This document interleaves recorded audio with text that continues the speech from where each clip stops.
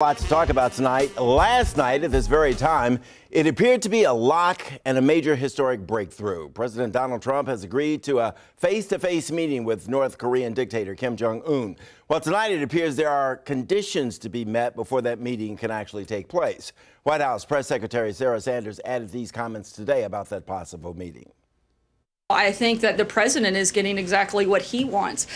He is getting the opportunity to have the North Koreans actually denuclearize. Look, you have to remember, nothing is changing from the United States position. We're going to continue the maximum pressure campaign. We're going to continue working with our allies and partners to do that. The president will not have the meeting without seeing concrete steps and concrete actions take place by North Korea. So the president would actually be getting something. And frankly, the world would be getting something.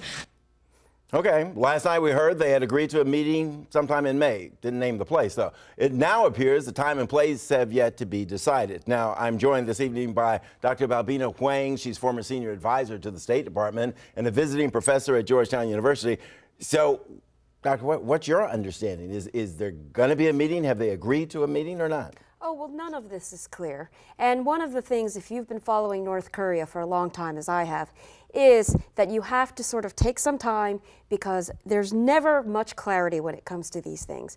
What was astonishing yesterday is that normally these sorts of announcements about presidential meetings, and certainly one between a U.S. president and the leader of North Korea, which has never happened, would never be announced in such a dramatic and such a ad hoc way. And I think it even surprised the South Koreans who were delivering the message. Yeah. But this is President Trump, and this is what he likes to do, create drama. So. And does President Trump get credit for at least bringing the ball this far? I mean, with his tough talk, Rocket Man, you know, that sort of thing? Well, yes, I think he does, because, you know, he certainly caused a lot of anxiety and a lot of unpredictability and so on.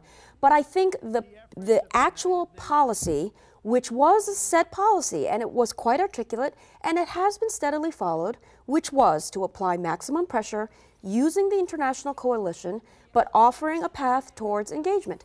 And that is actually very steady, and I think it did work. Right now, I mean, as we sit here tonight, do you think there will be a meeting, if not May, sometime fairly soon, between the president and Kim Jong Un? Well, possibly. I think there actually could be. But here's the thing that we have to understand. Meetings and summits between leaders are very different from negotiations. Yeah. I believe Secretary Tillerson said something to that effect today, and he's very right. And we have to remember that historically, there are these grand meetings. We remember Nixon meeting Mao, or we remember Reagan meeting, I think it was Brezhnev, or Jimmy Carter meeting with Menachem Begin and Sadat.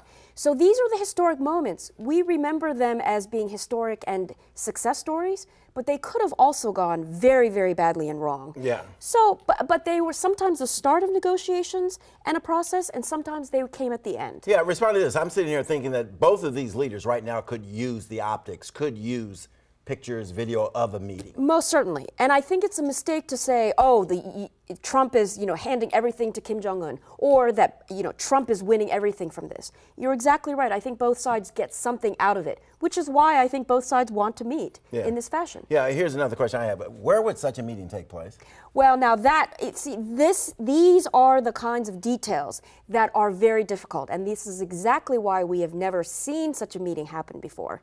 We should remember that President Clinton was very close to meeting with Kim Il-sung back in January of 2000, just before President Bush was inaugurated.